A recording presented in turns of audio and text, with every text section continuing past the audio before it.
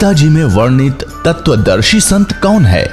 इन सभी प्रश्नों के उत्तर जानने के लिए अवश्य सुनिए जगत गुरु तत्वदर्शी संत रामपाल जी महाराज के मंगल प्रवचन।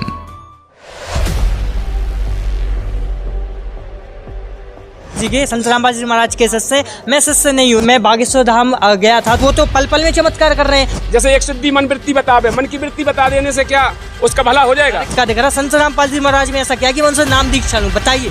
दास पे लिखा नहीं है, दास बोल सकता है कि मैं उपासक को सर्व सुख और पूरा कंप्लीट मोक्ष देने का वायदा करता हूँ जब नियम में रहोगे तो। शिव जी आपके यहाँ पुस्तकों में लिखा है कि उनकी मृत्यु होती है, तो ये क्या हुआ? ये कौन सी बात हुई? आप बताइए इसको जरा, सब लोगों के मन में क्वेश्चन है। मैं ब्रह्मा और शंकर हम सभी तुम्हारी कृपा से विद्यमान है। हमारा आविर्भाव जन्म, आविर्भाव माने जन्म, तिरोभाव माने मृत्यु हुआ करता है। देखिए संत रामपाल जी महाराज जी ने ये कहीं नहीं कहा है कि कृष्ण भगवान नहीं है या राम भगवान नहीं है। ब्रह्मा विष्णु महेश को हम छुड़वा सकते हैं? हम कोई बालक है? पूरा ऐसा कुछ नहीं है, ये सब पाखंडवाद चल रहा है।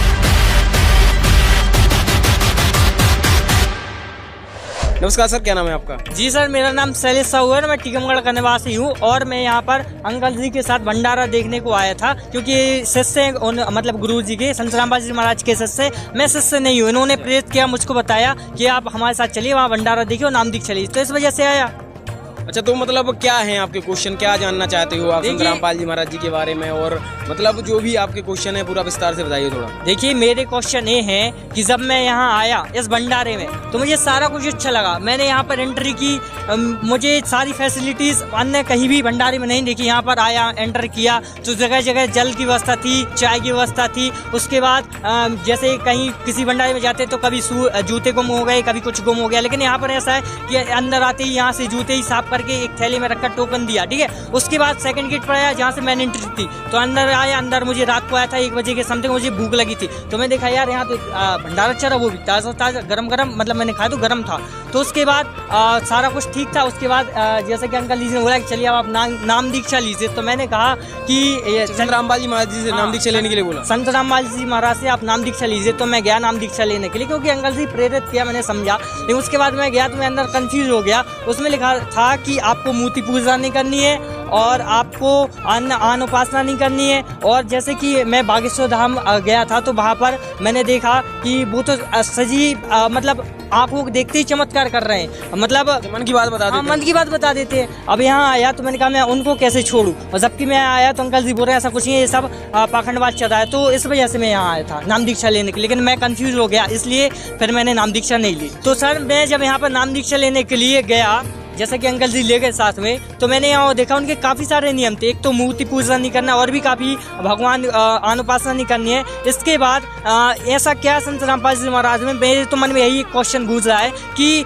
वो जेल में भी बंद है, फिर भी यहाँ पर लाखों भीड़ है। वो तो एक अलग चीज़ है, जो भी हो मुझे ज़्यादा पता नहीं है, लेकिन मैं तो गया। बागेश्वर धाम को कंपेयर करें मेरे हिसाब से तो वो धीरेन्द्र शास्त्री जी को, वो तो पल पल में चमत्कार कर रहे हैं। कोई भी बीच लाइन में बैठा है तो उसको खड़ा कर देते हैं, उसके बारे में सारी इन्फॉर्मेशन मन की बात बता देते हैं। यहाँ मुझे क्या चमत्कार दिख रहा संत रामपाल जी महाराज में? ऐसा क्या कि मैं उनसे नाम दीक्षा लूं? बताइए सर।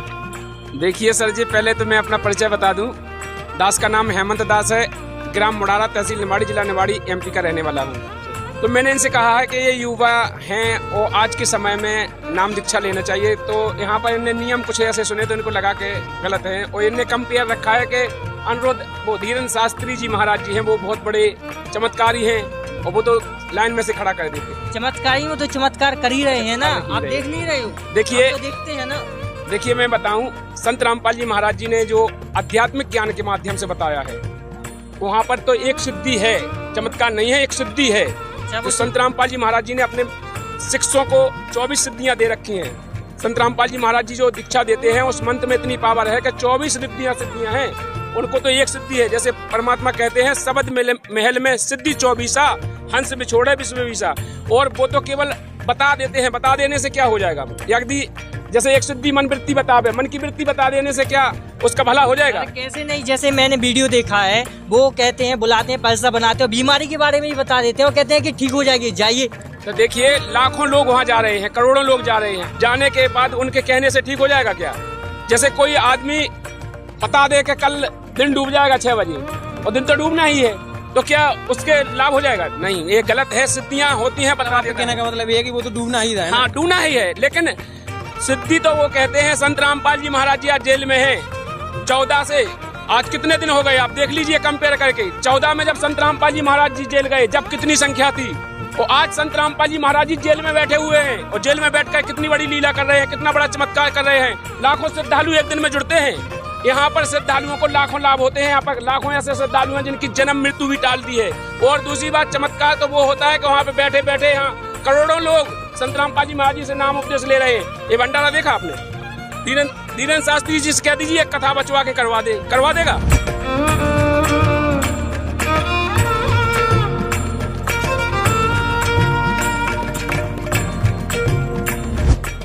ये सिद्धियां क्या है? ये जीवन नाशक इस प्राणी की सबसे बड़ी दुश्मन है। इससे प्रभुता आ जाती है और अपनी ही, जैसे पहले बैटरी चार्ज करी फिर वह खत्म कर दी, रह गया जैसे का तैसा। जैसे इन सिद्धियों को परमात्मा ने ऐसा बताया है कि जैसे आप देखते हो वर्षा के मौसम में अन्य चींटियां होती हैं बगैर पंखों की होती हैं, और उन्हीं चींटियों के बिलों से कुछ पंखों वाली चींटियां निकलती हैं, और वो उनके अंदर परमात्मा होती हैं, क्योंकि वो उड़ नहीं सकती दूसरी चींटियां, और वो उड़ जाती हैं आकाश में। तो वो यूं सोचे हैं कि ये तो भगवान से मिल ली, क्योंकि ये तो उड़ जाती हैं आकाश में। और वो आकाश में जैसे आजकल आप देखते हो मौसम वर्षा का है, तो चींटियां निकलती हैं पंखों वाली कीड़ियां, और कहाँ जाती हैं? या तो दीपक पर जाकर जलकर मर जाएंगी, या फिर बल्लभ के चारों तरफ घूमती रहेंगी। थोड़ी सी देर में उनकी पंख टूट जाएंगी, कट कर नीचे पड़ जाएंगी, और वो चिट्टी की चिट्टी रह जाएंगी। इसी प्रकार ये जो साधना करते हैं, गलत साधना करते हैं, शास्त्र विधि को त्याग कर जो मनमाना हठ योग आदि करते हैं, अन्य जाप मंत्र अनुष्ठान करते हैं, उनसे उनमें सिद्धियां आ जाती हैं। और आम मानव से वो जैसे आकाश में उड़ जाना, जल के ऊपर ऐसे चलना जैसे थल पर चलते हैं, सब समुद्रों को पी लेना, इस तरह के जो ये कलाबाजी इनमें आ जाती है, तो आम मनुष्य न्यू सोचे न भगवान मिल गया। अब परमात्मा कहते हैं डंब करें डूंगर चढ़ाएंगे, अंत झिन्नी झूले, जग जाने बंदगी करेंगे, बोए सूल बबूले। अब परमात्मा कहते हैं कि हमारी इस साधना से जो हम आपको प्रदान करेंगे, इससे आपको 24 सिद्धियां आ जाएंगी। यहाँ की तो 8 सिद्धि हैं, और उन्हीं के अंदर ये लटपट होकर अपना जीवन नाश कर जाते हैं। परमात्मा कहते हैं जो साधना हम आपको बताने जा रहे हैं, इससे आपको 24 सिद्धियां प्राप्त हो जाएंगी, लेकिन एक भी प्रयोग मत कर लेना, नहीं तुम्हारे लिए विष का काम करेंगी। अपने आत्मा सिद्धि का अर्थ होता साधना की सफलता। हम इन सिद्धियों जो हमारे अंदर आएंगी, हम इसको डिपॉजिट रखेंगे, एक पावर बनेगी, और जो अन्य मंत्र हम आपको दे रहे हैं उससे आपकी आत्मा इतनी चार्ज होगी, इन्हीं के सहारे, इनकी भक्ति की शक्ति से हम सतलोक जाएंगे। यदि हमने यहाँ खराब कर दी तो हम आगे जा नहीं सकते, हमारी सारी पूंजी नष्ट हो जाती है। तो क्या बताते हैं? शब्द महल में सिद्ध 24, अंश बिछोड़े विश्वे 20। कहते हैं हमारे जो मंत्र में, शब्द में 24 सिद्धियां आ जाएंगी आप में, और यदि आपने इनका प्रयोग कर लिया, आपकी वाह वाह हो जाएगी। किसी का झाड़ा ला दोगे वो ठीक हो जाएगा, आपकी भक्ति नष्ट हो जाएगी।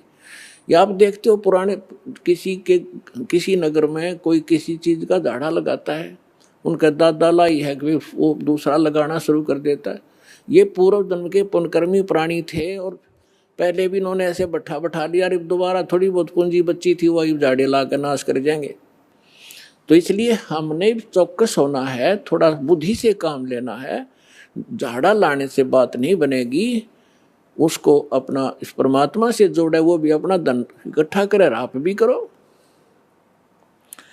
क्या बताते हैं? शब्द महल में सिद्धि 24, अंश बिछोड़े विश्वे 20।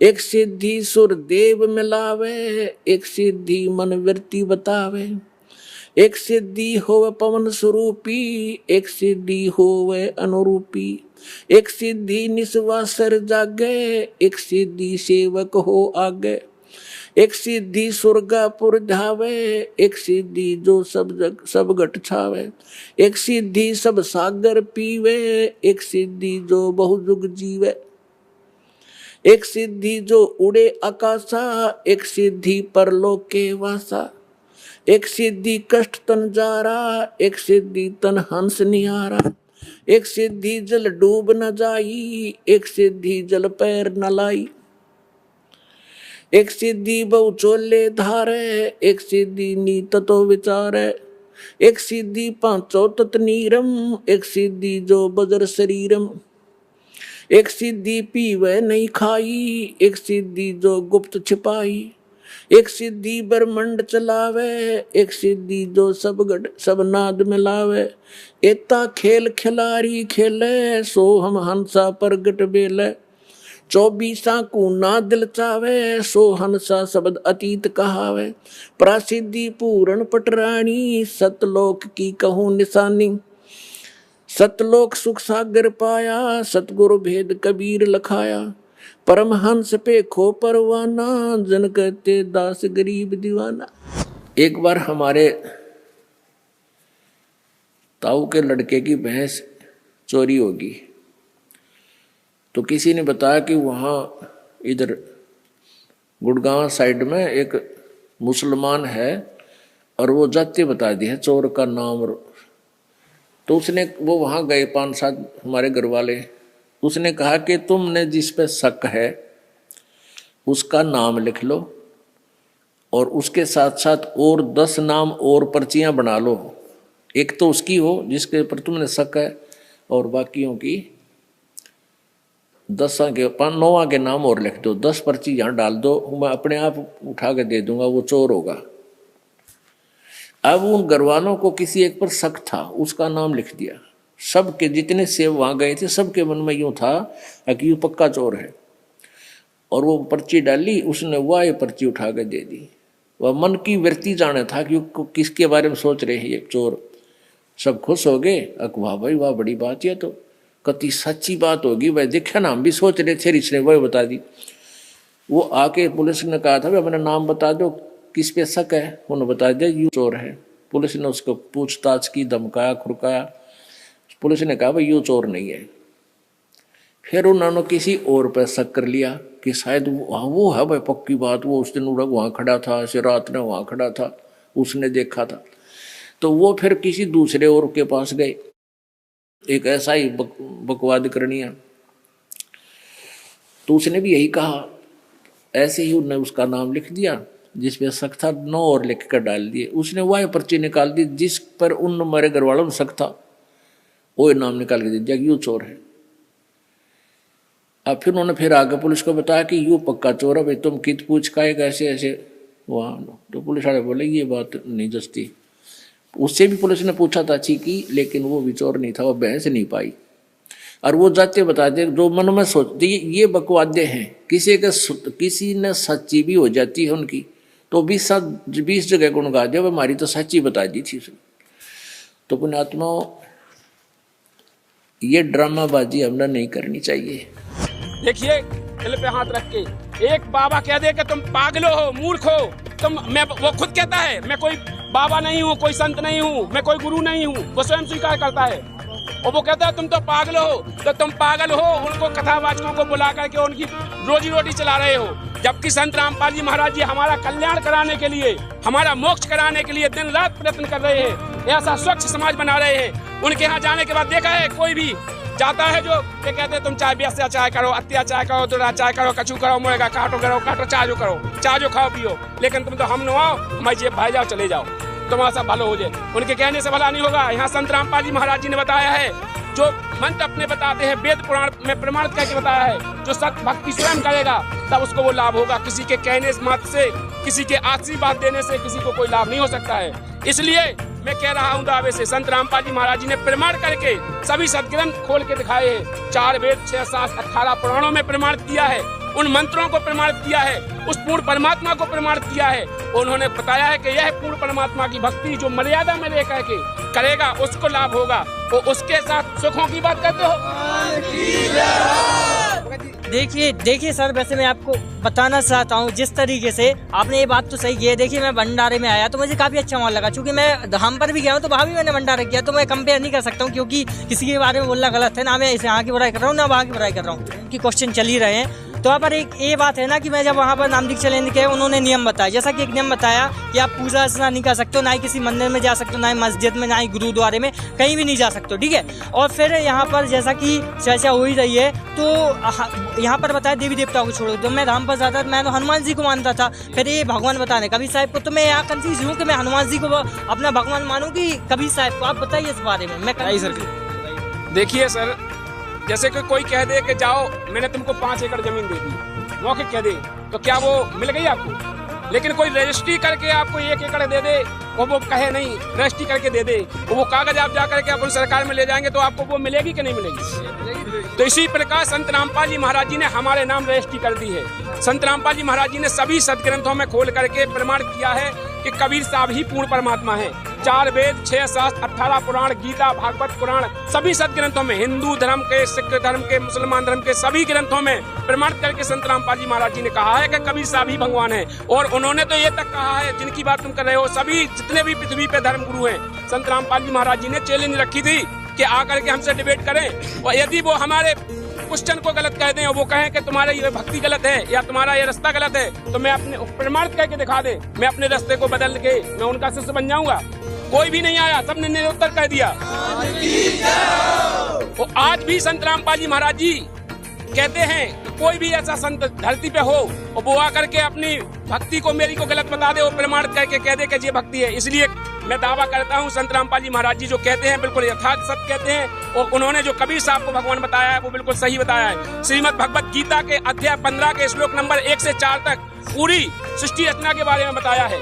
आप खुद उठा के देखिए, आज हम पढ़े लिखे समाज हैं, हर आदमी पढ़ा लिखा है, हम किसी की कहने की माने कि हम खुद ग्रंथों को देखें। उसमें लिखा है गीता अध्याय 15 के श्लोक नंबर 1 में कि ऊर्ध्व मूलम अधः शाखम, इस संसार रूपी वृक्ष को तू पीपल का वृक्ष जान अर्जुन, और जो जड़ से लेके पत्ते तक जो बता देगा वह तात्पर्य को जानने वाला होगा, वही तत्वदर्शी संत होगा। आज तक किसी ने बताया? आज तक कोई भी, जितने भी कथावाचक हैं, भागवत को खोलते तक नहीं है, किसी ने खोला है? मनमुखी कहानी बताते हैं, लेकिन संत रामपाल जी महाराज जी उंगलियां धर धर के गिनाते हैं। आज बच्चे बच्चे को, जैसे श्रीमद् भगवत गीता के अध्याय नंबर 4 के श्लोक नंबर 34 में कहा है, वह तत्वदर्शी संत की शरण में जा, सरलता पूर्वक दंडवत प्रणाम कर, कपट भाव छोड़कर वह परमात्मा का जो ज्ञान उपदेश देगा उससे तेरा कल्याण होगा।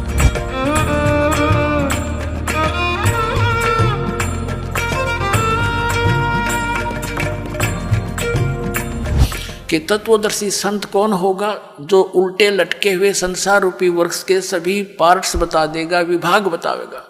तो परमेश्वर ने 600 वर्ष पहले उस सच्चिदानंद घन ब्रह्म की वाणी में ये भाग बता रखे थे। कबीर अक्षर पुरुष एक पेड़ है, सर पुरुष वाकी डार, ये तीनों देवा शाखा है, भाई पात रूप संसारे।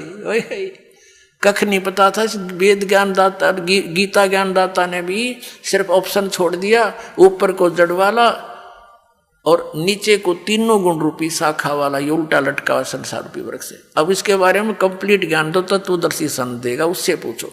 और परमेश्वर ने 600 वर्ष पहले दे रखा था ये ज्ञान, लेकिन नकली आचार्यों ने, गुरुओं ने हमारे तक आन नहीं दिया, हमारे को दूर रखा अपने भगवान से, मिसगाइड करते रहे। कबीर तो जुलाहा है, धानक है, इसने सदग्रंथों को कैसे जाना, इसको इसने संस्कृत पढ़ना नहीं आता, केवल ब्राह्मण लोग ही संस्कृत के पढ़ने के अधिकारी थे उस समय। तो हमने यह बात इनकी मान ली झूठों की कि भाई सचमुच कबीर साहब तो जुलाहे थे, दानक थे और ये पढ़े नहीं होंगे। आज पता चला वो तो पढ़े पढ़ाए थे, उन्हें पढ़ने की आवश्यकता ही नहीं थी। वो तो परमात्मा थे, सब भाषा के ज्ञाता थे, उनकी रची हुई सृष्टि थी, उनका दिया हुआ विधान था, उनको कंठस्थ याद है, तो मालिक है।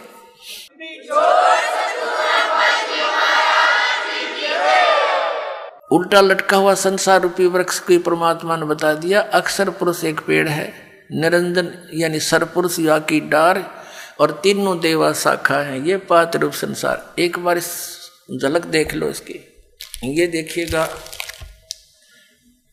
श्रीमद् भगवत गीता अध्याय नंबर 15 के श्लोक नंबर 1 से लेकर 4 और 16 और 17 का ये निष्कर्ष है। ये परमात्मा का दिया हुआ ज्ञान है। अब जैसे जड़ परोक्ष होती हैं, गुप्त होती हैं, पृथ्वी से बाहर केवल पृथ्वी से बाहर इतना हिस्सा दिखाई देता है वृक्ष का, इसलिए परमात्मा ने कहा ये अक्षर पुरुष एक पेड़ है। ये तना समझो, ये तो अक्षर पुरुष है, और सर पुरुष वाकी डार, और तीनों देवा शाखा हैं, ये पात रूप संसार। रजगुण ब्रह्मा जी, सतगुण विष्णु जी, तमगुण शिव जी, ये तो शाखा है इस पेड़ की, और ये इनका पिता है सरपुरुष ज्योति निरंजन, और ये अक्षर पुरुष तना है, और ये मूल मालिक, ये परम अक्षर ब्रह्म, परम अक्षर पुरुष है। ये कबीर साहिब है।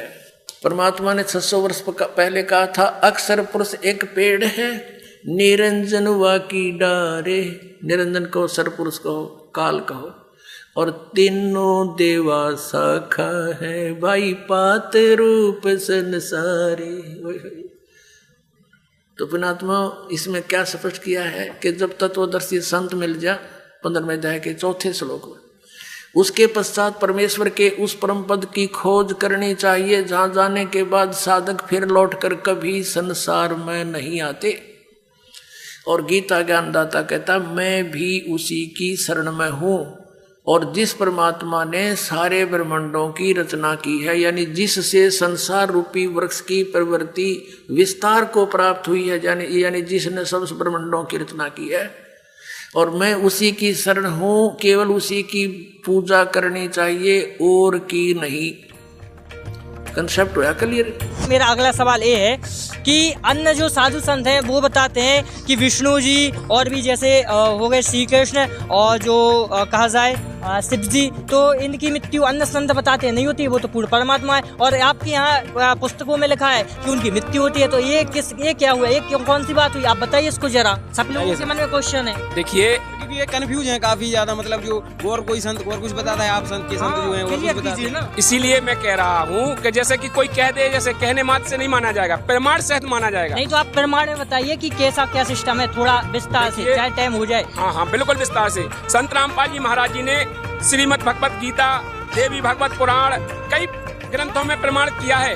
उनमें स्पष्ट कहा है, जैसे श्रीमद् देवी भागवत पुराण में लिखा है, स्पष्ट लिखा है कि वो कह रहे हैं कि मैं शंकर हूँ, और ब्रह्मा विष्णु महेश को रचने वाली तुम ही दुर्गा हो, तुम ही शिवे हो। आप उठा के देखिए, और तुम तो जगत की रचने वाली हो, तो मैं भी क्यों तुम्हारा बालक नहीं हुआ, तुम ही तो मेरी माता हो। तो स्पष्ट जो स्वीकार कर रहे हैं कि ब्रह्मा विष्णु महेश स्वयं के तुम मेरी माता हो, तो माता कौन होती है, जन्म देने वाली।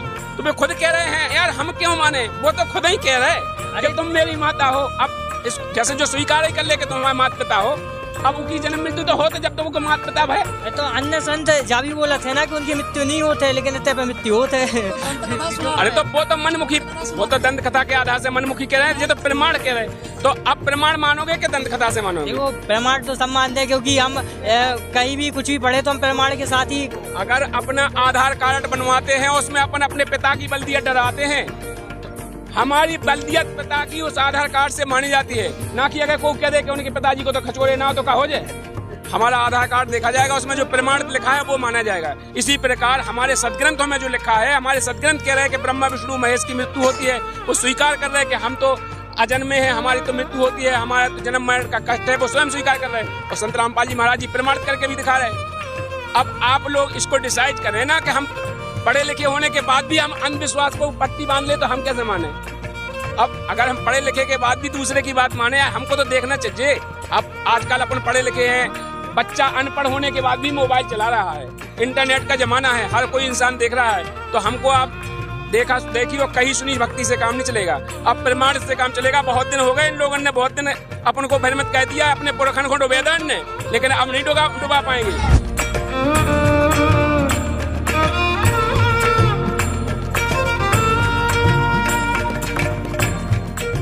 बुद्धिमान हिंदू समाज के बच्चे सारे शिक्षित हो गए, अब इनको यूं स्वीकार करना पड़ा। सचमुच जो पुराणों में लिखा और 600 वर्ष पहले भगवान बता गए, वो जो का तो आज पुराणों में लिखा, जिसको ये अशिक्षित कहते थे।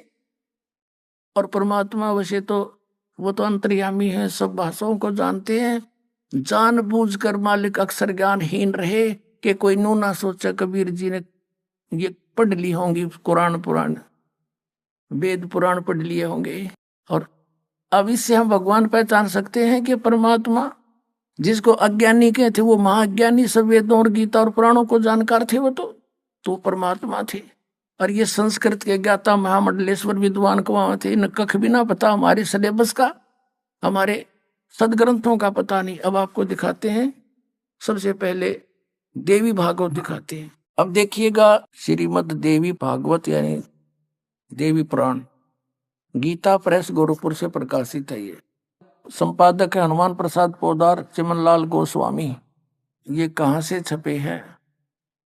प्रकाशक एवं मुद्रक है गीता प्रेस गोरखपुर, गोविंद भवन कार्यालय कोलकाता का संस्थान। ये यहाँ से छपा है। 123 पृष्ठ पे ये तीसरा स्कंद। यहाँ पर भगवान विष्णु अपनी माता दुर्गा की महिमा स्तुति कर रहे हैं। तुम शुद्ध स्वरूपा हो, यह सारा संसार तुम्ही से उद्भासित हो रहा है। मैं ब्रह्मा और शंकर, हम सभी तुम्हारी कृपा से विद्यमान है। हमारा आविर्भाव जन्म, आविर्भाव माने जन्म, तिरोभाव माने मृत्यु हुआ करता है। केवल तुम ही नित्य हो, जगत जननी हो, प्रकृति और सनातनी देवी हो। प्रकृति दुर्गा को कहते हैं, ये स्पष्ट लिखा है। भगवान शंकर बोले, देवी यदि महाभाग विष्णु तुम्ही से प्रकट हुए हैं, उनके बाद उत्पन्न होने वाले ब्रह्मा भी तुम्हारी बालक हुए, फिर तमोगुणी लीला करने वाला शंकर, क्या मैं तुम्हारी संतान नहीं हुआ? अर्थात मुझे भी उत्पन्न करने वाली तुम ही हो शिवे। संपूर्ण संसार की सृष्टि करने में तुम बड़ी चतुर हो। इस संसार की सृष्टि, स्थिति और संहार में तुम्हारे गुण सदा समर्थ हैं। उन्हीं तीनों गुणों से उत्पन्न हम ब्रह्मा विष्णु एवं शंकर नियमानुसार कार्य में तत्पर रहते हैं। श्री देवी भागवत यानी देवी पुराण में 5 कंसेप्ट क्लियर हो गए। ब्रह्मा विष्णु महेश की जन्म मृत्यु होती है, ये अविनाशी नहीं है। इनकी माता दुर्गा है। दुर्गा को प्रकृति भी कहते हैं। 3 तो ये हो गए। चौथा ये है कि रजगुण ब्रह्मा, सतगुण विष्णु, तमगुण शिव जी हैं। और 5वां ये हो गया कि ये ब्रह्मा विष्णु महेश केवल वर्क डन ही दे सकते हैं, ये किसी का संकट निवारण नहीं कर सकते। जैसा जिसका कर्म है वैसा ही देंगे, पुण्य भी पाप भी। केवल परम अक्षर ब्रह्म सतपुरुष कबीर साहब वो परमात्मा है जो हमारे भाग्य के लेखों को बदल सकते हैं, बुरों को। अब देखो, यदि कबीर सागर को अकेले को पढ़ाकर आपको सुनाता तो कोई विश्वास नहीं लाता। अब आपके समक्ष जो 600 वर्ष पहले भगवान बोल कर गए थे वो वचन, आज सदग्रंथों ने उनको सेकंड किया, समर्थन दिया। तो इससे पुण्यात्माओं बहुत आसान हो गया आपको भगवान को पहचानना, जिसको ये अशिक्षित अज्ञानी कहा करते थे। और इस संस्कृत भाषा के जानने वालों को हमारे पूर्वज बड़े विद्वान महर्षि बड़े पहुंचे हुए मानते थे। न कख नहीं पता था, सदग्रंथों से भी नहीं परिचित थे। ये आज तक हमें नहीं बता सके ऋषि महर्षि ब्रह्मा विष्णु महेश नाशवान है या अविनाशी है। इनके माता पिता भी हैं और सदग्रंथों में लिखे, इनकी जीवनी में लिखे, तो ये कख नहीं जाने थे, लोक वेद सुनाया करते थे। बताइए सर, अब आप क्या कहना चाहोगे? अब सर मेरा अगला क्वेश्चन ये है कि कंफ्यूज तो मैं हुई, अब इसके साथ एक और कंफ्यूजन ये है कि कई ऐसे साधु संत हैं और ऐसे मतलब कथावाचक हैं जो श्री कृष्ण की लीलाओं के बारे में बताते हैं और कहते हैं कि ये साक्षात भगवान है। तो इसमें तो बताया जा रहा है कि विष्णु और जो कहा जाए श्री कृष्ण भगवान नहीं है आपके ज्ञान, संत रामपाल जी ज्ञान के अनुसार, उनके नियमों के अनुसार। तो आप क्या कहना चाहते हो, इस बारे में बताएं थोड़ा। देखिए, संत रामपाल जी महाराज जी ने ये कहीं नहीं कहा है कि कृष्ण भगवान नहीं है या राम भगवान नहीं है। किसी भी देवी देवता का निरादर नहीं किया है। नहीं तो हम नहीं कह रहे ना, ये सब हम नहीं, हम जैसे कई लाख हुए ना वो बोलते हैं ना, बातें ये हो रही ना। मैं इस वीडियो के माध्यम से सभी भाई बहनों से, जो इस वीडियो को देख रहा है और देखेगा, मैं उन सभी से अनुरोध कर रहा हूँ, निवेदन कर रहा हूँ, एक बार विचार कीजिए। संत रामपाल जी महाराज जी ने किसी भी पुस्तक में नहीं लिखा है कि ये कृष्ण भगवान नहीं है या रामचंद्र जी भगवान नहीं है, ना उन्होंने किसी भी सत्संग में बोला है कि भगवान नहीं है। संत रामपाल जी महाराज जी ने तो डेफिनेशन के अनुसार समझाया है, जौन भगवान जिस स्तर का है उसका स्तर डिफाइन किया है। उन्होंने कहा है जैसे कि रामचंद्र जी है तो ये 3 लोक के स्वामी हैं, ब्रह्मा विष्णु महेश हैं, ये 3 लोक के स्वामी हैं, और रामचंद्र जी विष्णु के अवतार हैं। तो उन्होंने उनकी सिद्धियों के बारे में बताया। उन्होंने ये नहीं कहा कि उनके पास सिद्धि नहीं है, उन्होंने कहा है उनके पास 8 सिद्धि उन्होंने दिया हैं और ये चतुर्भुजी भगवान है। लेकिन ये इनके ऊपर भी जो पूर्ण शक्ति है वो पूर्ण परमात्मा कबीर साहब है, उसके बारे में उन्होंने कहा है कि जो पावर है वो पूर्ण परमात्मा से आती है। जैसे जड़ से अगर खुराक जाएगी तभी पत्ते तक जाएगी, और जड़ में पानी डालेंगे तो पत्ते तक खुराक जाएगी, पत्ता हरा भरा हो जाएगा, फल देगा। इसी प्रकार संत रामपाल जी महाराज जी ने कहा है कि जो भगवान है वो जो वहाँ से क्रेडिट मिलता है, जैसे हम पूर्ण परमात्मा की भक्ति करेंगे तो भक्ति करने के बाद जो वहाँ से भगवान हमको सुख देगा, हमारे क्रेडिट से हमारे पाप कर्म काटेगा, हमको पुण्य देगा, तो वो मिलेगा इन्हीं के द्वारा, क्योंकि वो यहाँ पे स्थगित किए गए हैं, उनको यहाँ का राज दिया गया है। ब्रह्मा विष्णु महेश यहाँ के स्वामी हैं, मैंने ये नहीं कहा है, लेकिन वो मिलेगा उन्हीं के द्वारा। लेकिन ये थोड़ी है कि हमें जैसे कोई नौका चिट्ठी देना है स्वामी को भगवान मान ले कि प्रधानमंत्री की चिट्ठी है जिस जो भगवान है, ऐसा गलत है, बिल्कुल इसलिए गलत है कि हम जिनको ब्रह्मा विष्णु महेश को भगवान मानते हैं, लेकिन वो हमारे जहाँ तक के स्वामी हैं। जैसे हम सरपंच हैं, सरपंच को प्रधानमंत्री मान लेगा? नहीं मान सकते। प्रधानमंत्री जो हमें जैसे कोटे से राशन दे रहा हो आज पूरी भारत में, और प्रधानमंत्री कोटा से आ रहा हो और हम क्या कहते हैं कि सरपंच दे रहा हो, हमें सरपंच को पूजन लगे? बताओ आप लोग।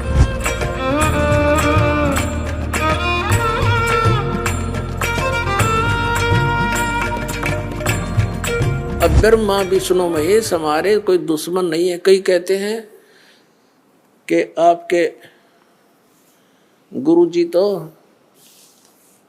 ब्रह्मा विष्णु महेश को छुड़वाते हैं। ब्रह्मा विष्णु महेश को हम छुड़वा सकते हैं? हम कोई बालक हैं? परमात्मा कबीर जी आदरणीय गरीबदास साहिब जी को सतलोक लेकर गए थे, वह सब सतीथि से परिचित करा कर, ब्रह्मा विष्णु महेश की सतीथि से परिचित करा कर वापस छोड़ दिया। उसके बाद उन्होंने कहा था, तीनों देवा कमल दल बसे, ये ब्रह्मा विष्णु महेश, प्रथम इनकी वंदना फिर सुन सतगुरु उपदेश। उन्होंने कहा था कि ये तीनों देवा कमल दल में बसते, हमारे कमलों में, इन दलों में अंदर रहते हैं, और प्रथम इनकी वंदना, ये मंत्र जो करते हैं इनकी साधना करते हैं, और फिर सुन सतगुरु उपदेश, सतगुरु के ज्ञान को सुनो और उसका पूरा कंप्लीट कोर्स लो, तब ये बात बनेगी।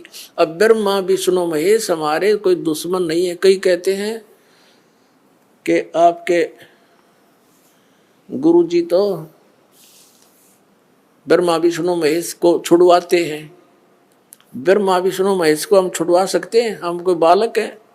अब जैसे ऊर्ध्व मूलम अधः शाखम, ऊपर को जड़ वाला, नीचे को तीनों गुण रूपी शाखा वाला, उल्टा लटका हुआ संसार रूपी वृक्ष है।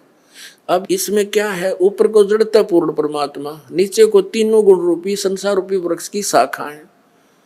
तो क्या कोई शाखा को काट देगा बुद्धिमान व्यक्ति? पेड़ की शाखा को कोई काटने की कहेगा कि इसको तो फेंक दो काट के, फिर लटका के करेंगे बाकी का? परमात्मा कहा करते कि जैसे कोई हमने भक्ति रूपी पौधा बीजना है और हम नर्सरी से कोई पौधा लाए, कैसे बीजेंगे? उसको गड्ढा खोदेंगे और उस गड्ढे में उसको जड़ों की तरफ से दबाकर मिट्टी में, फिर उस जड़ों की मूल की सिंचाई करेंगे। तो मूल की यानी जड़ की पूजा करेंगे हम, तो वो पौधा पेड़ बनेगा, उसकी टहनियां बड़ी बड़ी हो जाएंगी, तीनों गुण रूपी शाखा, तो उन शाखाओं का फल लगेगा। और फल के लिए हम सारा प्रोसेस अपना कर रहे हैं, फल प्राप्ति के लिए हम कर रहे हैं, तो वो हमने तोड़ने नहीं होते, हमने ऐसे करना है, अपनी way of worship according to the spiritual करना है, शास्त्रों के अनुसार करना। देखना, ये समझ लो हम एक पौधा लाए, तो ये है बुद्धिमता।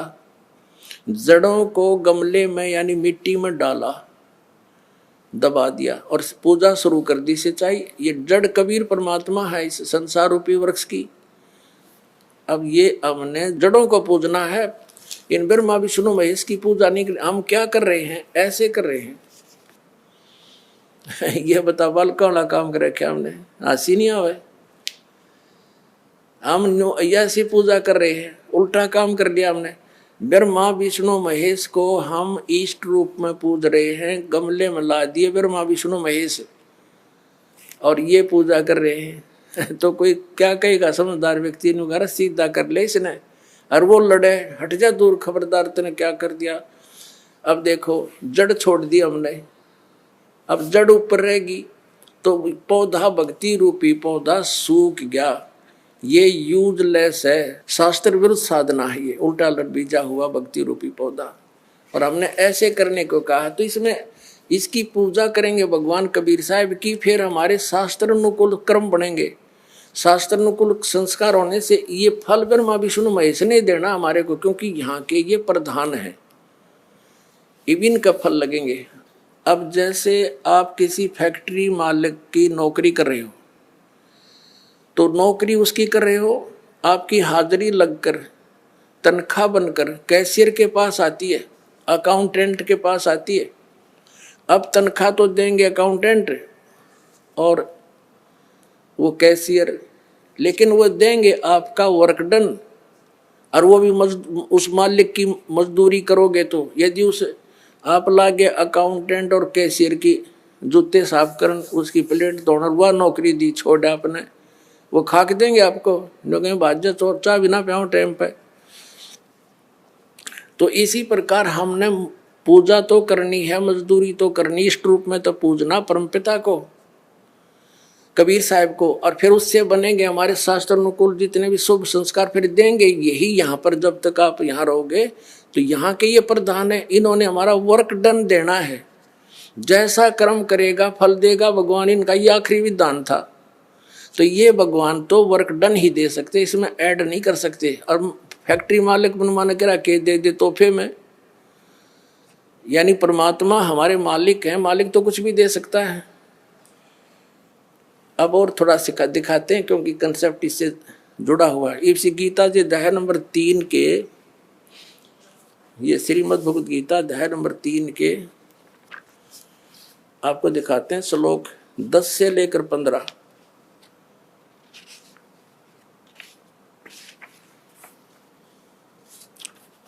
ये देखिएगा, श्रीमद् भगवद गीता अध्याय नंबर 3 के और श्लोक नंबर 10। प्रजापति ब्रह्मा ने कल्प के आदि में यज्ञ सहित प्रजाओं को रचकर कहा था, तुम लोग इस यज्ञ के द्वारा, यज्ञ माने धार्मिक अनुष्ठान, शास्त्र अनुकूल वृद्धि को प्राप्त हो। यह यज्ञ तुम लोगों को इच्छित भोग प्रदान करने वाली हो। 11वें में कहा है, यज्ञ के द्वारा देवताओं को उन्नत करो और वो देवता तुम लोगों को उन्नत करें।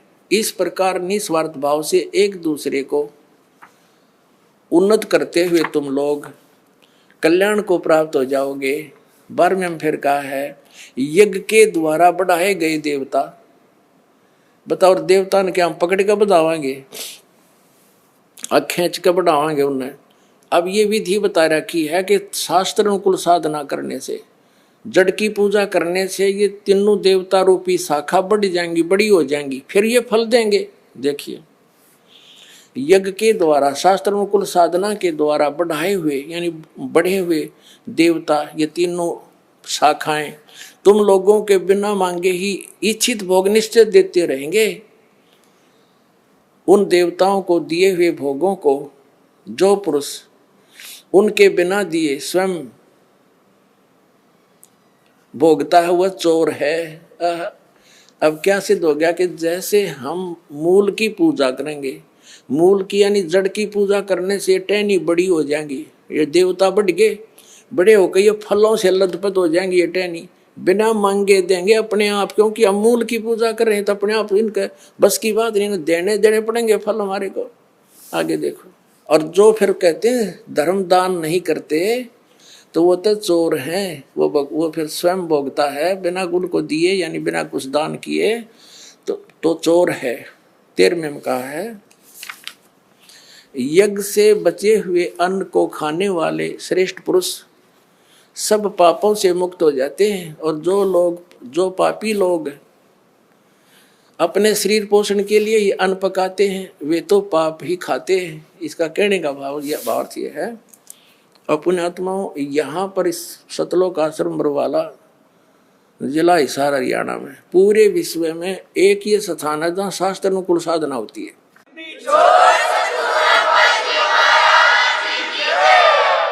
यज्ञ से बचे हुए अन्न को खाने वाले संत है, यानी साधु संत भक्त आत्माएं, अच्छी आत्माएं सब पापों से मुक्त हो जाते हैं। अब कहने का भाव ये है कि यहाँ पहले भगवान को भोग लगा के शेष बचे हुए अन्न को उसके बच्चों को वितरित किया जाता है। वो महापाप नाशक बन जाता है। तो यहाँ आओगे तो सारी साधना मिल लेगी आपने, तो सब पापों से मुक्त आप होगे। ज्ञान सुनोगे, धर्म यज्ञ, ज्ञान यज्ञ, प्रणाम यज्ञ, सारी यज्ञ, सब साधना, पूरा ट्रीटमेंट दिया जाएगा। फिर कहते हैं जो दान धर्म नहीं करते हो तो चोर हैं भगवान के। जिन हर की चोरी करी और गए राम गुण भूल, ते बिदना बागुल किए वो फिर झूले उल्टी झूल।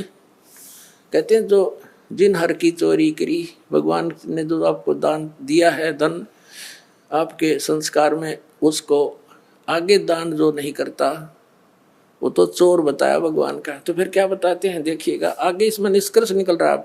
तीसरे अध्याय का हमने ये 13वां श्लोक पढ़ लिया।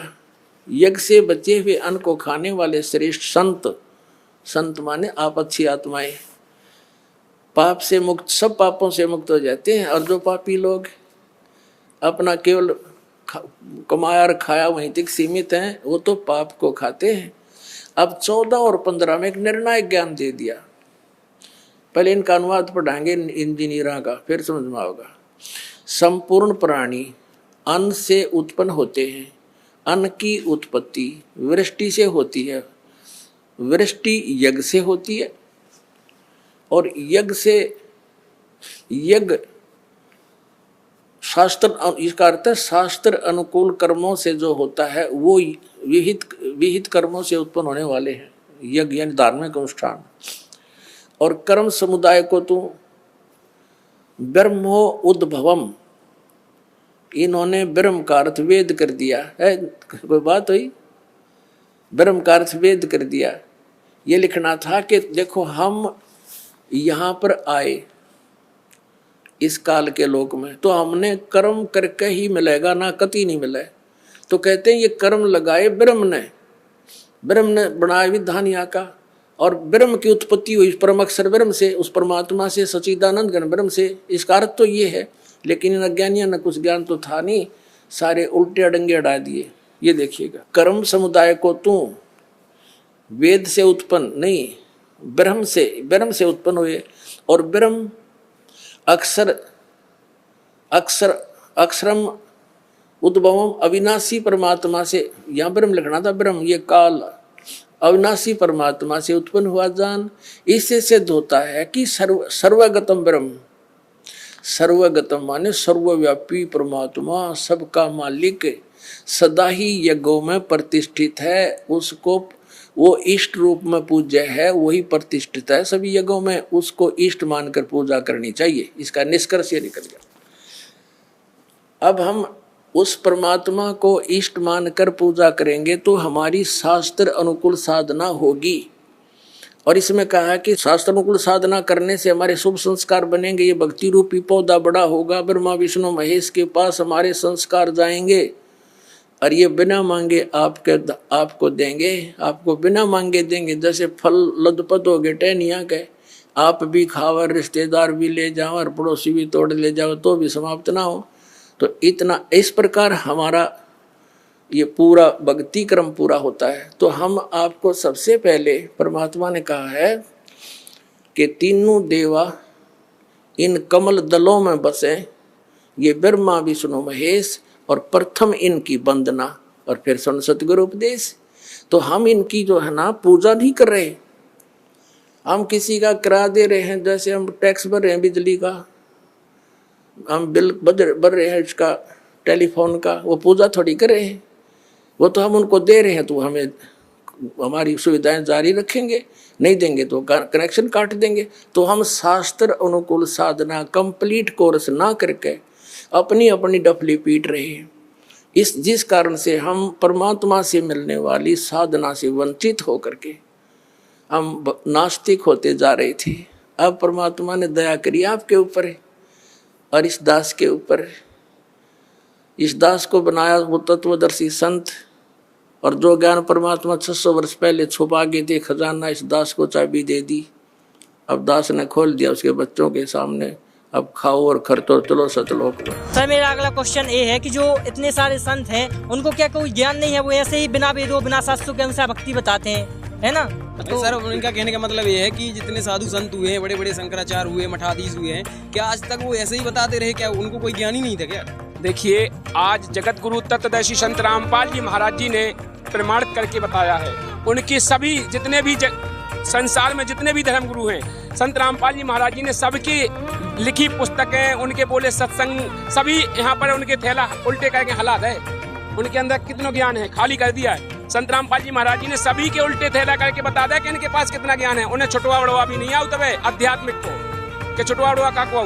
संत रामपाल जी महाराज जी एक ऐसे संत हैं विश्व में जिन्होंने आज तक हमको सत्ग्रंथ खोल के दिखाए हैं। आज तक किसी भी धर्म गुरु ने आज तक हमको खोल के नहीं दिखाया, क्योंकि वो खुद कंफ्यूजन में है। क्योंकि आज से पहले भी रामायण में स्पष्ट लिखा है, रामायण में लिखा है कलयुग केवल हरि गुण गाहा, सो नर भव सागर तर जागा। कलयुग केवल शब्द लिखा है, कलयुग केवल नाम आधारा और सुमय सुमय नर उतरे पारा। और फिर भी जे मुंह रखे, फिर भी जे नहीं जान रहे, फिर भी जे पाखंडवाद करा रहे। गीता में स्पष्ट निषेध बताया है, अध्याय 9 के श्लोक नंबर 25 में कहा है, भूत पूजने वाले भूत बनते हैं, पितरों को पूजने वाले पितर बनते हैं, और जो मेरी पूजा करेंगे मेरे पास आएंगे। फिर भी जे पितर करवा रहे, मतलब पितर पूजा करवा के हमें फिर भी भूत प्रीत बनवा रहे। तो आप क्या बताओ जी कितने ज्ञानी को आए, इनको कितनों ज्ञान को आकर अपने सदग्रंथ कह रहे खोल के आज तक वे पढ़े होते, अगर उन्हें पता होता तो वे क्या होते। चलिए ठीक है। वैसे जो इतने वर्षों से इतनी सारी क्रूतियाँ अब फैली हुई हैं हिंदू धर्म में, लोग तरह तरह के भगवान पूज रहे हैं, तो क्या वो अभी तक गलत करते आ रहे हैं? देखिए, बिल्कुल गलत कर रहे थे, और जो क्रूतियाँ ही तो दूर हो रही हैं। आज संत रामपाल जी महाराज जी उन क्रूतियों पर तो झाड़ू फेर रहे। आज संत रामपाल जी महाराज जी ने उन क्रूतियों पर झाड़ू फेरी है। जितने भी लाखों श्रद्धालु हैं ये सभी उन क्रूतियों से दूर हो गए। पूरे कचड़ा को झाड़ के किनारे कर दो संत रामपाल जी महाराज जी ने, अपने अंदर को बाहर को। आज संत रामपाल जी महाराज जी से जो दीक्षा लेता है वो पूरी तरह से जानकारी करके लेता है। और सोशल मीडिया पे हर प्लेटफॉर्म पे संत रामपाल जी महाराज जी ऐप पर आप जाइए, संत रामपाल जी महाराज जी की पुस्तकें ज्ञान गंगा जी ने गिराए, अनेकों पुस्तक संत रामपाल जी महाराज जी ने लिखी हैं। उनका प्रचार घर घर हो रहा है, जा करके उनको पढ़िए। उसमें पूरे अपने जितने शंकाएं हो सबका समाधान लिखा है। संत रामपाल जी महाराज जी ने कसर नहीं छोड़ी आज के समय में। और आप उन सभी को पढ़ करके पूरी तरह से समझ करके, और ये बिल्कुल सही है क्योंकि ये जीवन का सौदा है, किसी को वैसे नहीं कर लेना चाहिए। अगर अपन 2 रुपए की हंडी लेते हो तो 3 बार बजाते हैं, और ये तो जीवन का सौदा है। आपने किया, क्वेश्चन अच्छा किया और आपको करना चाहिए। और लेकिन विचार करो कि हम पढ़े लिखे होने के बाद भी अनजान न बन जाए, हमारा जीवन व्यर्थ न चला जाए। तो सर अब कैसे भिन्नता, कैसे मतलब कैसे डिसाइड करेंगे लोग कि कौन संत सही है कौन गलत है? देखिए, वही मैं बता रहा हूँ कि जैसे कि चाहे मंत्र हो, चाहे वो परमात्मा की पहचान हो, हम ग्रंथों से ही करेंगे ना। जैसे कोई भी चीज करेंगे तो लिखित में करेंगे, प्रमाण तो लिखित माना जाएगा। ऐसा तो है नहीं कि मौखात माना जाए। तो इसीलिए मैं कह रहा हूँ कि लिखित में प्रमाण जो संत रामपाल जी महाराज जी देते हैं, तो जैसे आयुर्वेद में, ऋग्वेद में मंडल नंबर 9 सूत्र नंबर 86 के मंत्र नंबर 1 से लेकर 10 तक परमात्मा की जो परिभाषा लिखी है उसमें परमात्मा बताया गया है। परमात्मा साधक की मृत्यु को टाल देता है, तो वो प्रमाणित कर रहे हैं ना संत रामपाल जी महाराज सभी वेदों से। तो उस परमात्मा की सद्भक्ति करेगा, भगत मर्यादा में रहेगा, तो उसकी मृत्यु भी अगर आ गई होगी तो उसे भी टाल देगा। तो ये तो प्रमाण है। आज उनका प्रमाण हमको दिखाओ ना, कि जो दावा करते हैं कि धाम पे जाने से उसकी भलाई हो जाएगी, मृत्यु टल जाएगी, दुख दूर हो जाएगा। हमें दावा करके दिखाओ, एक भी आदमी दिखाओ ऐसा कि उसका हो गया हो। यहाँ पर हम लाखों दिखाते हैं और फिर प्रमाण देते हैं। अब फिर किसे सत्य मानोगे? फिर आप लोग भी कमेंट करके बताओ कि कौन सही है। आइए अब हम उन श्रद्धालुओं के अनुभव जानते हैं जो जगत गुरु तत्वदर्शी संत रामपाल जी महाराज जी से दीक्षा प्राप्त कर चुके हैं तथा उनके द्वारा बताए गए भक्ति मार्ग पर चल रहे हैं। सर नमस्कार। नमस्कार सर। सर क्या नाम है आपका? मेरा नाम शिव कुमार शर्मा। सर कहाँ से आए हैं आप? मुकाम पोस्ट डूबी, जिला नरसिंहपुर, मध्य प्रदेश। संत रामपाल जी महाराज से नाम दीक्षा कब लिया आपने? संत श्री रामपाल जी महाराज से नाम दीक्षा मैंने 2012 में ली। सर संत रामपाल जी महाराज से नाम दीक्षा लेने से पहले आप क्या भक्ति करते थे? संत रामपाल जी महाराज से दीक्षा लेने के पहले मैं शंकर जी की भी पूजा करता था, 16 सोमवार भी उपवास रहता था, मंगल भी उपवास रहता था, संतोषी माता के शुक्रवार भी उपवास रहता था, महामृत्युंजय जाप भी करवा लेता था, नौ दुर्गा के पाठ भी करवाता था, यानी जितनी पूजाएं थी पूरी पूजाएं करवाता था मैं। सर, जब आप हिंदू धर्म में प्रचलित सभी पूजाएं कर ही रहे थे तो फिर आप संत रामपाल जी महाराज की शरण में क्यों गए? सर, मैं शारीरिक रूप से बहुत ज़्यादा परेशान था। जो लोग जो बताते थे मैं वो ही कर लेते था, क्योंकि मेरे शरीर में बहुत ज़्यादा तकलीफ होती थी। मैं रात रात सो नहीं पाता था, इसी सोच में डूबा रहता था कि कोई भगवान ऐसा मिल जाए जो मेरी बीमारी को ख़त्म कर दे, क्योंकि मैं एक गरीब परिवार से था और किडनी मेरी एक पहले ख़राब हो चुकी थी, दूसरी पे मेरे नंबर आ गया था। नागपुर के डॉक्टरों ने बोला आपकी दूसरी किडनी भी निकली थी।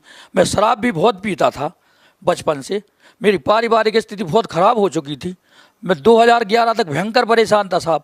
मैं आत्महत्या करने के लिए तक तैयार हो जाता था, मगर मेरी एक पत्नी और एक पुत्र था, उनका मुँह देखकर मैं रह जाता था, क्योंकि मुझे रात रात भर नींद नहीं आती थी। मेरे हाथ और पैर और सिर में इतना दर्द हो जाता कि मैं दारू पी लेता था। उससे मेरे को थोड़ी सी राहत मिल जाती थी रात, मगर वो पूरी परमानेंट नहीं मिलती थी। रात होती थी फिर वही दिक्कत होती थी। रात भर मेरी पत्नी पाँव के पास बैठी पाँव दाबती थी, एक बच्चा है वो भी मेरे पाँव दबाता था, और सुबह उसको कब हो जाती थी पता नहीं चलता था। मेरे कारण मेरा पूरा परिवार अस्त व्यस्त हो चुका था, आर्थिक स्थिति मेरी पूरी बिगड़ चुकी थी। नागपुर के डॉक्टरों ने बोला आपकी दूसरी किडनी और निकलेगी, तो मैंने की सर क्यों निकलेगी, तो कहीं आप दारू ज़्यादा पीते हैं। तो सर इन चीज़ों से मैं बहुत ज़्यादा परेशान हो चुका था। परेशान होते हुए तो मेरी आर्थिक स्थिति इतनी ख़राब हो चुकी थी कि मैं आन के घर पर पलंग पर सो गया था, क्योंकि पैसे भी ख़त्म हो चुके थे। जो मेरे सबको पता है, ऐसा कुछ नहीं है जो इसमें कोई गलत बात हो। आर्थिक स्थिति मेरी बहुत ज़्यादा ख़राब थी, इस कारण फिर मैं पलंग पर लेटा लेटा सोचता था कि हे भगवान कोई ऐसा परमात्मा मिल जाए जो मेरी बीमारी मिटा दे। क्योंकि मेरे बच्चे का मुँह देखता था, मेरा बच्चा छोटा था, उस समय 8वीं 7वीं क्लास में पढ़ता था, वो भी बिस्तर पर बैठा बैठा रोता था, और मेरी पत्नी भी नीचे मुँह करके बैठी रहती थी कि अब क्या होगा। मेरी परिवार की स्थिति बहुत ज़्यादा परेशान हो चुका था। तो सर, आप संत रामपाल जी महाराज की शरण में कैसे आए? हम संत रामपाल जी महाराज, मेरी पत्नी की छोटी बहन के पति जो करेली में राधे श्याम के नाम से हैं, वो पहले से जाती रहती थी रामपाल जी के यहाँ। रामपाल जी मैंने बहुत दिनों से नाम सुना था कि कोई हरियाणा में ऐसे संत रामपाल जी महाराज, कई जगह यहाँ से सुना मैंने कि रामपाल जी बीमारी मिटा देते हैं, ऐसा कर देते वैसा कर देते हैं, सब कुछ कर देते हैं। तो मैंने उनसे पूछा कि भाई मेरी बीमारी मिट जाए तो आप बताओ। तो उन्होंने कहा कि आप चल के देखो एक बार, कोई दिक्कत थोड़ी, अस्पताल जाते हो उतना ही खर्चा आपका वहाँ होता है उतना यहाँ होगा। तो उसी दिन मैं नागपुर जा रहा था, मैंने कहा ठीक है भैया इतना पैसा मैं वहीं खर्च करके देख लेता हूँ। तो उसी दिन मैं श्रीधाम ट्रेन से उनके साथ हरियाणा चला गया। फिर मैं बरवाला पहुँचा, वहाँ मैंने शाम को ही पहुँचकर नामदान लिया।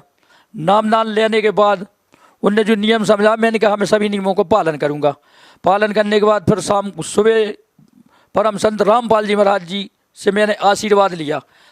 सर, संत रामपाल जी महाराज से नाम दीक्षा लेने के बाद आपको क्या लाभ मिले?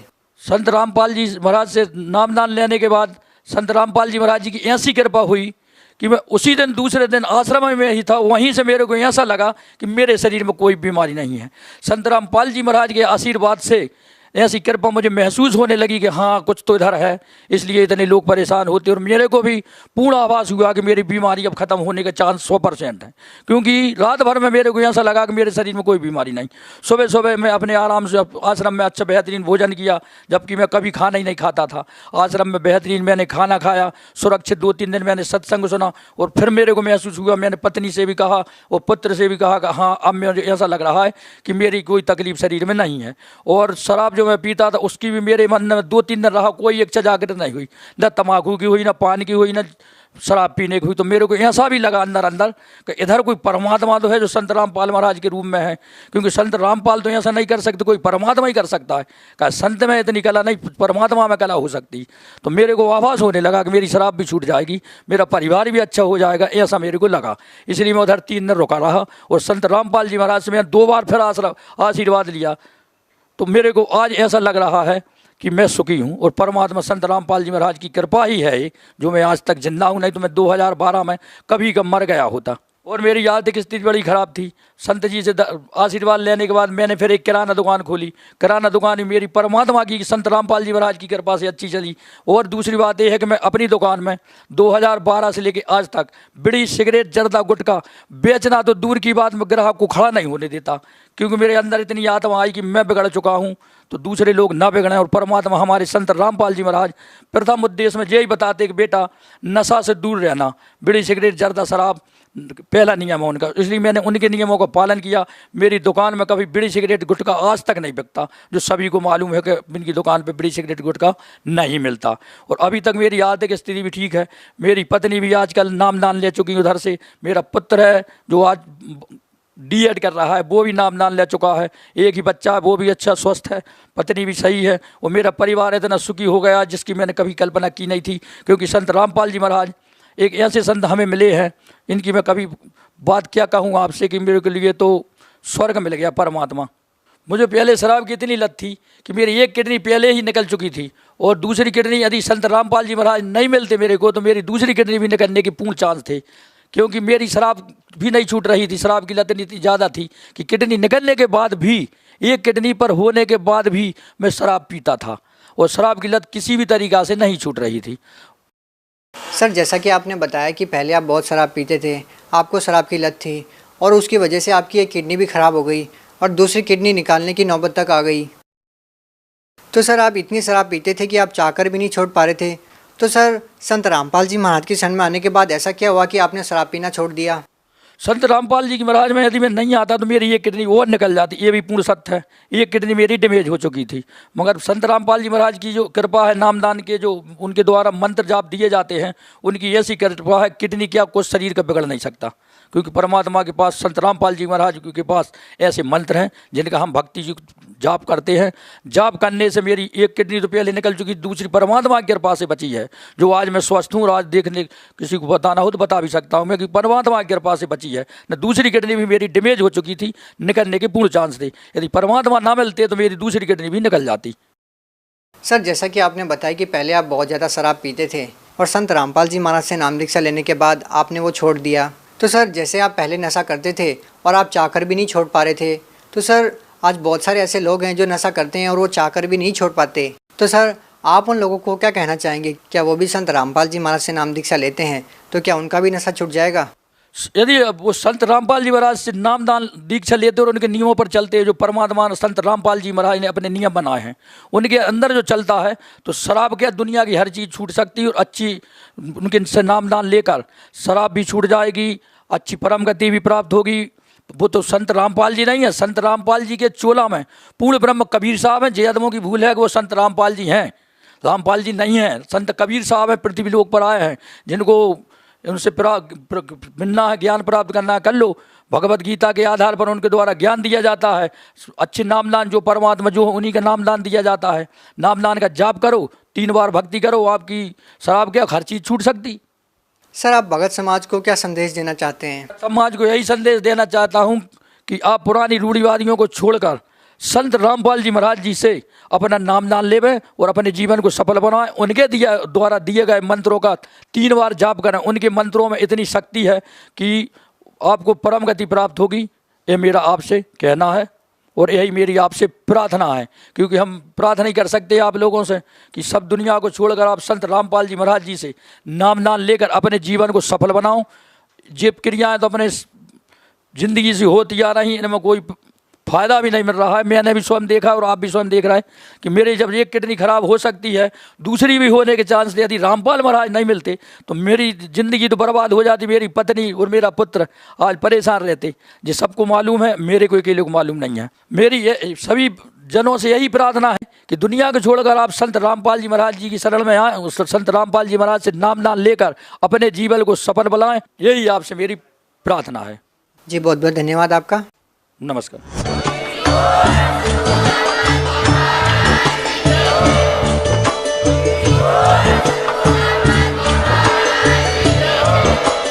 आप सुन रहे थे जगत गुरु तत्वदर्शी संत रामपाल जी महाराज जी के मंगल प्रवचन। अधिक जानकारी के लिए विजिट कीजिए हमारी वेबसाइट www.jagatgururampalji.org। संत रामपाल जी महाराज जी के शुभ आशीर्वाद से पूरे विश्व भर में 500 से भी ज्यादा नाम दीक्षा केंद्र हैं, जिन पर संत रामपाल जी महाराज जी द्वारा ऑनलाइन निशुल्क नाम दीक्षा दी जा रही है। अपने नजदीकी नाम दीक्षा केंद्र का पता करने के लिए संपर्क करें 8222880541।